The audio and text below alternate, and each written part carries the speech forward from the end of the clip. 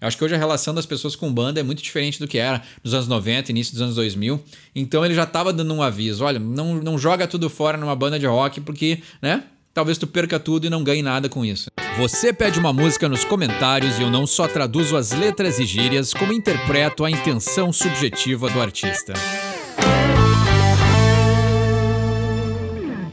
Essa semana me pediram pra falar nos comentários sobre Oasis, uma banda que eu tenho uma relação de amor e ódio, assim. Eu gostaria de gostar deles muito mais do que eu gosto. E é simplesmente por causa da personalidade dos irmãos Gallagher, né? Um assunto aí que foi muito discutido, principalmente pra quem cresceu nos anos 90, 2000, que era o auge do sucesso da banda. E claro, Don't Look Back in Anger é um clássico, mas sempre me incomodou muito a atitude deles, né? Essa coisa meio rockstar, meio arrogante, né? Talvez seja um lado meio um personagem que eles incorporam, alguns dizem que eles são assim na vida real mesmo, e eu acho que isso meio que diminui a imagem de uma banda que tem letras muito poéticas, que tem músicas muito boas, né? Tem um lado muito sensível, muito poético, tem um lado muito humano na música deles, que conecta com muitas pessoas, tem um lado verdadeiro naquilo que eles criam, ao mesmo tempo que os caras fazem questão de ser arrogante, de ser difícil de lidar, de arrumar problema onde eles vão, assim, né? Aí os caras tem documentado ele e o irmão brigando no palco, assim, né? E se tocam coisas. Então, tem uma relação aí muito traumática e muito forte entre esses dois irmãos, que infelizmente acabou impactando na qualidade e na percepção dele para as pessoas, né? Claro, pessoas como eu. Fã de Oasis, eu acho que eles conseguem relevar isso, que tudo que acontece com os caras, pelas músicas serem muito boas, né? Os caras escreveram aí clássicos que vão ficar pra sempre na história da música, ao mesmo tempo que tem esse outro lado, assim, que é meio, né, não conheça seus ídolos, né? Não vai a fundo aí, não queira descobrir o que acontece nos bastidores, só que eles são os caras que querem deixar muito claro que o que acontece nos bastidores é pancadaria. Então, né, tem muito trauma, com certeza, tem uma relação aí, muita coisa mal resolvida, né? Tem provavelmente alguma situação de briga familiar, ou que seja, né? Porque tem muita... Quando alguém tem essas explosões muito fortes, assim, com certeza é porque tem uma raiva acumulada e isso aí remete a um trauma familiar ou alguma, né? Não, talvez no crescimento deles aí, o ambiente familiar deles tivesse muita briga. Ou os pais deles não se davam muito bem, mas alguma coisa aconteceu aí que esses irmãos cresceram com muita raiva dentro deles, que, né, eles conseguiram achar, externalizar e achar uma vazão saudável para essa raiva toda, que é criando músicas muito belas. Então a gente vê que tem um contraste muito interessante, um contraste com o clássico da psicologia, né? Então toda essa energia que eles estavam mantendo presa, eles conseguiram dar vazão de uma maneira saudável e músicas muito poéticas, né? Eles não fizeram uma banda de heavy metal, eles fizeram uma banda que tem músicas pop, né? É um Britpop ali, um British pop alternativo, mas que conectou com milhões de pessoas. O Oasis tem essa particularidade de quando eu tava crescendo, assim, quando eu era adolescente, e era muito mais segmentado aquilo que as pessoas escutavam, né? Era uma banda que as moças escutavam, né? Então no colégio ali, quando eu tava no Iron Maiden, no AC/DC, já tava curtindo rock, né? Que a maioria dos guris estavam curtindo Metallica, Guns, né? Então o Oasis era meio que essa ponte, assim, que as moças, as gurias escutavam rock, né? Claro, é Oasis a rock, não precisa fazer as aspas, né? É uma banda de rock, mas ela tinha esse apelo mais universal. Então era uma coisa que conseguia transcender, assim, essa barreira do rock que era mais para rapazes, e aí tinha as moças que também curtiam rock, mas elas eram mais capturadas pela sedução que o Oasis tinha, né? Então é incrível como também eles conseguem transcender, assim, né? E eles não escondiam de ninguém que eles tinham essa raiva. Então eles não estavam tentando bancar a boy band, né? Eles não estavam tentando ser um mocinho. Eles não estavam tentando se vender como caras legais. Eles estavam ali mostrando que não, eles são esses caras que têm umas baladas muito legais, tem umas músicas muito boas, tem rock, né? É um acervo, assim, né? Um acervo de influências, claro. Ou esses, os caras amam muito Beatles, né? E aí, uma das coisas que fizeram com que eles muitas pessoas tivessem raiva deles é que no encarte de um dos discos diz que Beatles é bom, mas Oasis é melhor. Então, né, eles faziam também coisas tipo isso para provocar as pessoas, né? Então sempre fez parte aí do estilo deles essa provocação, que comigo nunca funcionou muito bem, assim. Eu nunca entendi o porquê dessa pose, né? É uma coisa meio rockstar, assim, né? Eles deixaram isso virar um personagem, ou eles já tinham isso dentro deles e subiu a cabeça, assim. Mas eu que venho de amar essas bandas dos anos 70, né? Por exemplo, AC/DC, né? Que é uma banda que é o oposto do Oasis. Eles não querem que fiquem sabendo nada da vida deles. E se eles brigam internamente, se eles brigam entre si, ninguém vai ficar sabendo. É uma banda que é o oposto de uma maneira que até pro fã é meio ruim, porque tu não sabe nada deles, né? Então, livros, revistas, né, entrevistas, assim, os caras, principalmente lá nos anos 90, né? 70, 80 e 90, os caras não davam entrevista. Então, alguém parar e conversar com eles era um momento muito raro, né? E eles falam o clássico ali, o Stiff Upper Lip, que é o inglês britânico lá da, né? Claro, os caras eram de...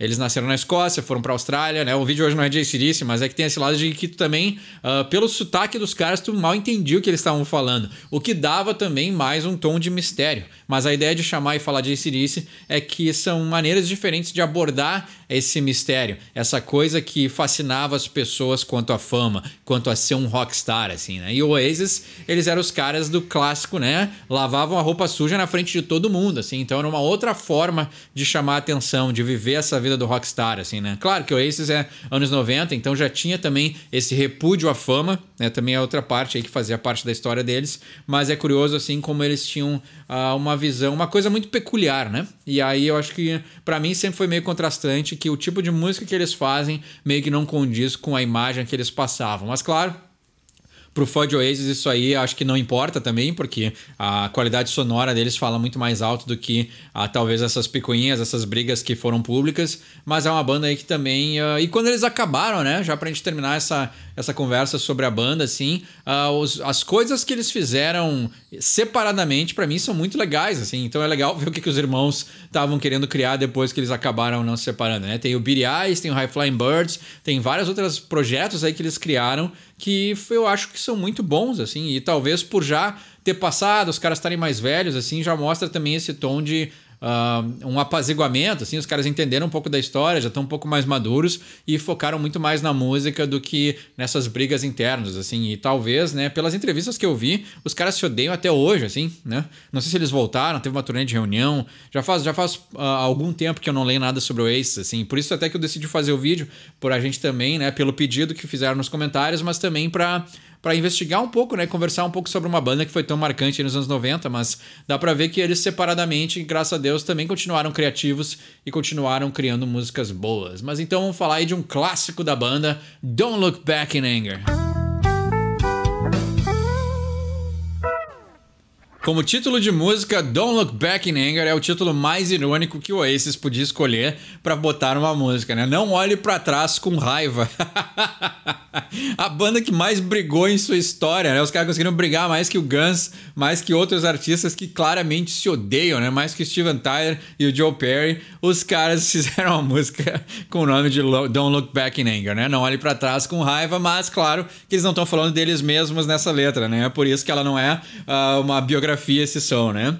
No verso 1 ele diz Slip inside the eye of your mind. Pá, demais, né? O cara sabe, é aí que tá, né? Não, eu já critiquei ele em outros vídeos que eu fiz de Oasis, mas não adianta, meu. O cara sabe escrever uma melodia boa, ele sabe escrever uma música bem feita, né? Tem todos os quesitos, né? Claro que essa música é do Morning Glory, então um disco clássico da banda que mostra aí eles explodindo criatividade. Então, né?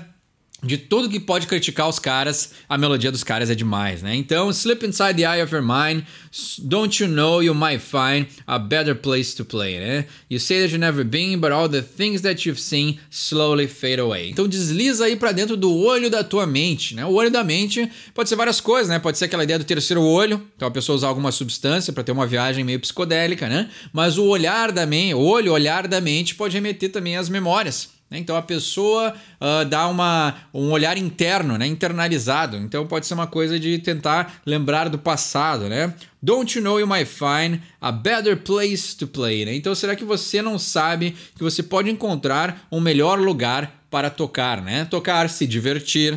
Então a ideia, né, a viagem psicodélica é uma diversão que acontece só dentro da cabeça da pessoa, né? Então pode ser essa conotação. E o Oasis também não são estranhos às substâncias, então para eles tranquilamente, né? Eles aí seguiram também o template dos Beatles bem à risca, então eles aí usaram e abusaram substâncias, né? Em algum outro vídeo que eu fiz sobre o Oasis, eu contei a clássica história lá, né? Que quando eles receberam um convite para ir para os Estados Unidos, os caras se mataram usando substâncias lá, porque era o que o rockstar fazia. Então eles queriam viver essa vida de rockstar imitando seus ídolos. Tem mais isso também, né? Então Será que entrando nessas memórias, né, ou tendo essa viagem psicodélica, você não sabe que você pode encontrar um melhor lugar para brincar ou para tocar, né? Essa ideia de também é um escape, pode ser. You said you've never been, but all the things that you've seen slowly fade away. Você diz que você nunca esteve lá, né? Talvez nunca usou uma substância ou nunca teve essa nostalgia pelo passado, né? But all the things that you've seen slowly fade away. Mas todas as coisas que você viu, né? Que você já experienciou na vida, vagarosamente, né? Devagar, elas vão desaparecendo, né? Ou desaparecem devagar. Essa ideia de que a pessoa já está vivendo, já está ganhando experiência e as memórias vão se indo, né? Então, interessante, né? So I started a revolution from my bed because you said the brains I had went to my head. Step outside, summertime's in bloom, né? Então, o que ele está dizendo, né? Eu comecei uma revolução da minha cama. Eu sempre gostei muito dessa frase, mas, né? Pesquisando, ele roubou ela do John Lennon, né? Porque o John Lennon era o cara que fazia protestos em camas de hotel. Ele ficava lá até os seus, né? Para as pessoas terem consciência das coisas que ele estava protestando, né? Então, ele diz aqui que roubou essa ideia do John Lennon, além de roubar essa frase, que é "Cause you said the brains I had went to my head". Aparentemente, numa biografia que o John Lennon estava escrevendo, ele escreveu uma frase parecida e o Noel, não, o Liam Gallagher roubou essa frase porque ele está dizendo, né, que a mente, né, o brains é o cérebro, né, mas é a ideia da inteligência, né? Então a inteligência que você tinha subiu para sua cabeça. Ou seja, ele começou como uma pessoa muito inteligente, mas o sucesso acabou deixando ele meio arrogante. Então isso era uma coisa que o John Lennon falava, que diziam sobre ele, e aí o Liam, como queria também, né, ser um John Lennon moderno, mas talvez ele não sabia como e ele não queria protestar, ele acabou usando a sua agressividade para deixar aí marcado nas pessoas, né? Porque fala em Oasis, a gente lembra de músicas boas, mas a gente também com certeza lembra da briga dos irmãos. E ele diz, step outside, summertime's in bloom, né? Então, vá para fora, né? Ou seja, e também essa ideia, né, de começar a revolução da própria cama, é a ideia de ter a vontade, mas também não sair da cama, né? Eu vou começar a revolução da minha cama. Tá, mas eu não tô muito afim, né? É a ideia de que é uma revolução solitária. É uma ideia que não se concretizou, pode ser também, né? E aí ele diz, step outside, né? Vai lá pra fora, vai pra rua, deixa de ficar dentro de casa, né? Porque é na rua que está a ação, né? A revolução começar no quarto, ela não vai a lugar nenhum. Mas tu vai pro lado de fora da casa, tu tá sim botando ação, botando em movimento as tuas ideias. Summertime's in bloom, né? Então, o verão, né? Ou os tempos, né? A estação do verão, summertime, o tempo de verão, a estação está em bloom, ela está florescendo, né? Ou seja, florescer é também dar vida às ideias. E aí ele diz, stand up beside the fireplace, take that look from my face. Bah, demais, né? Demais. Então, fique perto da lareira e tira esse olhar da sua cara, né? Aqui é um lance meio autorreferencial, que é o Liam falando que a mãe dele dizia para ele e o irmão ficarem perto da lareira nas épocas de Natal ali, para eles tirarem uma foto, e eles já faziam careta na hora de tirar as fotos, né? Então, mostrando aí que os irmãos Gallagher desde pequenos já tinham esse lado aí combativo com o sucesso, né? Com as câmeras de serem filmados e de serem registrados, pode ser também, né? You ain't never gonna burn my heart out, né? Você nunca vai queimar o meu coração, né?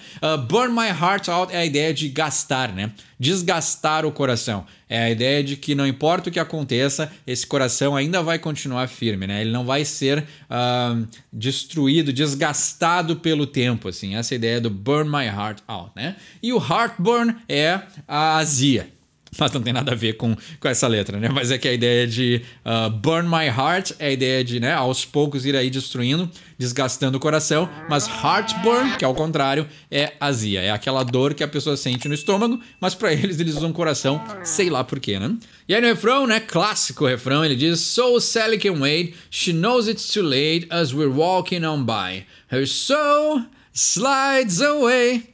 But don't look back in anger, I heard you say. Então tá, né? Vamos lá. Sally, aí talvez é uma moça ali que ele se relacionava, e ele tá dizendo que ela pode esperar. She knows it's too late as we're walking on by, né? Ela sabe que é tarde demais enquanto nós caminhamos por ela, né? Então talvez Liam já com outra pessoa caminhando na frente da Sally, que era um relacionamento aí que não deu certo, né? Her soul slides away, né? Então a alma dela vai aos poucos deslizando, né? Vai aí se desfazendo, né? Vai perdendo o seu brilho, né? But don't look back in anger, I heard you say, né? Mas não olhe para trás com raiva, foi o que eu escutei você falar, né? Então talvez alguém escutou ele dizer para ela, né? Não olhar para trás com raiva, porque mesmo assim tiveram aí talvez uma experiência juntos, né? Um relacionamento, e tem coisas para se aprender e coisas para se levar, né? Então essa ideia também que ele falou lá no início da música, né? O olho da mente, as memórias, né? Querer escapar para algum outro lugar, pode ser que ali eles tiveram um tempo legal juntos, mas acabou por terminar, né? Então ele tá dizendo que ela pode esperar,